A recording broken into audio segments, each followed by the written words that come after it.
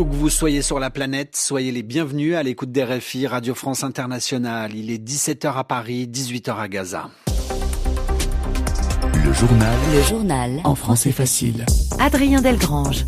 Mercredi 15 janvier, au sommaire de cette édition, une réplique russe aux attaques ukrainiennes d'hier.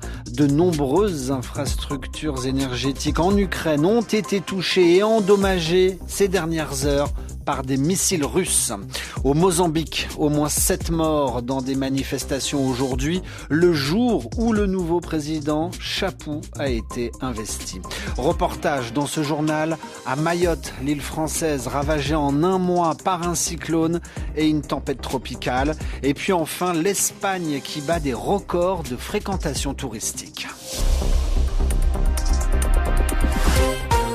Mais avant de développer tous ces titres, un cessez-le-feu à Gaza est attendu probablement dans les prochaines heures. Les négociations entre le Hamas et Israël seraient en cours de finalisation, à en croire le médiateur qatarien.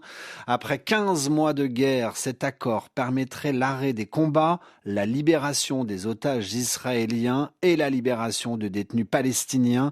Selon des sources palestiniennes, le Hamas aurait approuvé l'accord, mais le gouvernement israélien dit toujours attendre une réponse du groupe islamiste.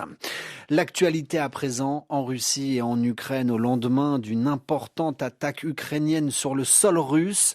120 missiles et drones russes ont été tirés ces dernières heures sur l'Ukraine.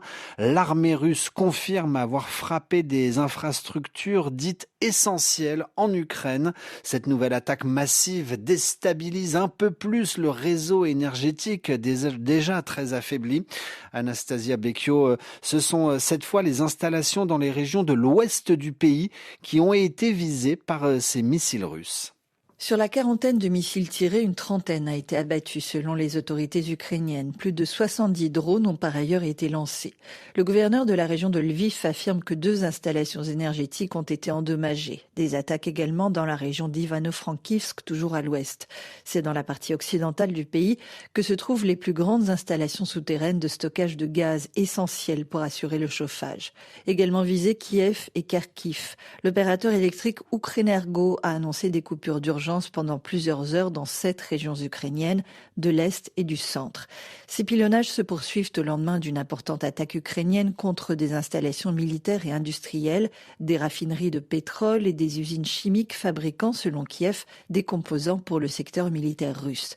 À moins d'une semaine de l'entrée en fonction de Donald Trump, les 2 camps maintiennent la pression. Dans le Donbass, les troupes russes tentent de conquérir les quelques localités de la région encore aux mains des Ukrainiens, et en particulier la ville de Pokrovsk. Hier, face à l'avancée des Russes, la décision a été prise de fermer la grande mine de coke de la ville. C'était la dernière de ce type, encore sous contrôle ukrainien. Et c'est dans ce contexte que la Russie annonce par ailleurs aujourd'hui avoir procédé à un nouvel échange de prisonniers de guerre avec l'Ukraine en échangeant 25 soldats ukrainiens en détention contre 25 militaires russes. Aux États-Unis, avant de quitter le pouvoir, Joe Biden multiplie les annonces. Exemple, Joe Biden vient de retirer Cuba de la liste des pays soutenant le terrorisme ou encore, en décembre, il décide d'envoyer plusieurs milliards de dollars d'équipements pour soutenir l'armée ukrainienne. Mais Donald Trump, une fois arrivé au pouvoir, ne va-t-il pas revenir sur toutes ces mesures dès son arrivée à la Maison-Blanche ? Anne Désine, professeure émérite de droit et de civilisation américaine à l'université Paris-Nanterre, nous dit ce qu'elle en pense. Tout dépend du statut juridique de chacune de ces décisions. Peuvent-elles être retournées par un simple décret présidentiel de Donald Trump ? Ou bien est-ce qu'il y a un côté un petit peu irréversible ? Il y a le fait qu'il a commué les condamnations à mort de 37 prisonniers. Ces 37 condamnés savent qu'ils ne vont pas mourir. Trump ne peut pas revenir en arrière.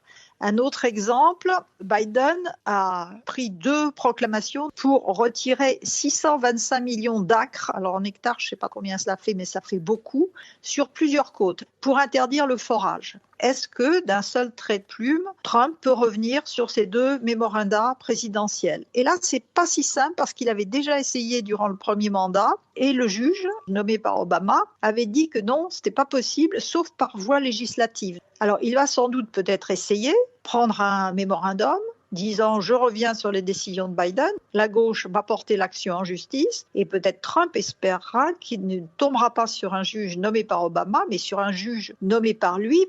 En tout cas, beaucoup de ces affaires vont finir devant les tribunaux.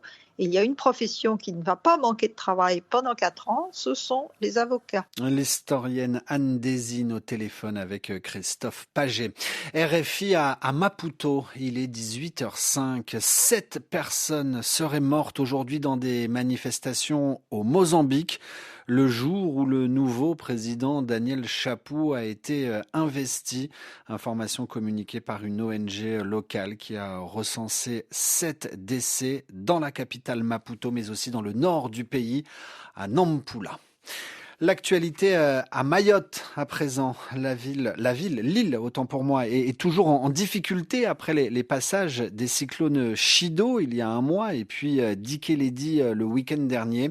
La vie tente de reprendre son cours, mais difficile toujours de se déplacer. Les liaisons maritimes entre Petite Terre et Grande Terre sont très perturbées. Reportage RFI, Justine Rodier. Des dizaines de personnes marchent le long de la route qui mène au quai Balou à Dzaoudzi en Petite Terre pour tenter d'embarquer sur la barge direction Grande Terre. C'est juste un enfer. Les gendarmes ne laissent passer que les véhicules prioritaires, forces de l'ordre, personnel de santé et camions de livraison.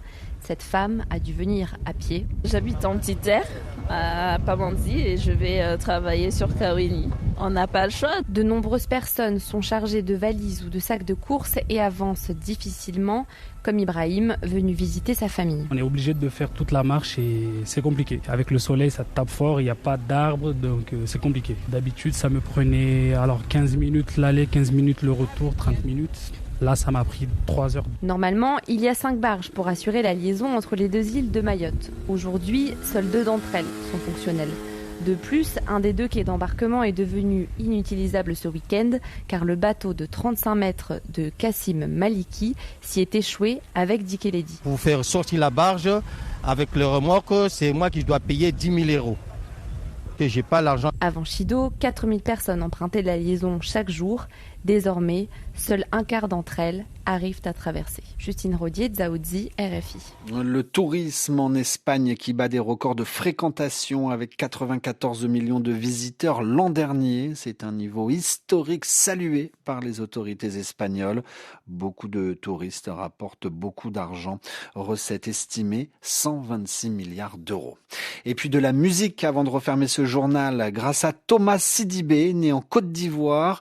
Il a vécu aussi en France. Thomas Sidibé transmet depuis de nombreuses années des messages engagés à travers des rythmes africains. Ce passeur entre les cultures et les continents vient de sortir Dakan, Destin en Bambara. Rythmes afro-urbains, le soleil dans le cœur et l'engagement sur la langue, Thomas Sidibé chante la jeunesse et l'espoir du Mali, son pays d'adoption, en français et en bambara.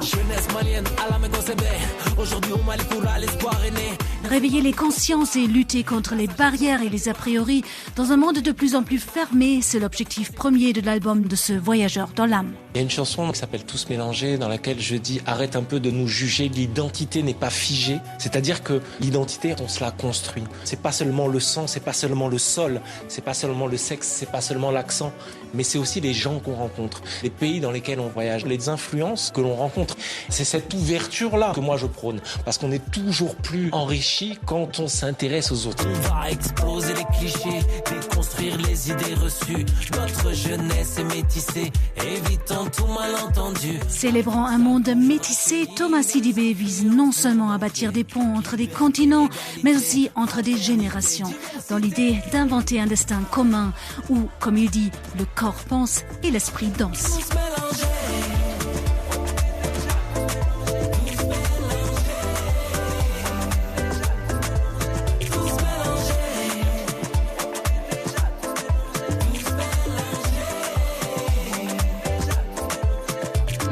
à la sortie du nouvel album de Thomas Sidibé. Nous écoutons cette musique. Merci à vous d'écouter ce journal. Il est 17h10 à Paris.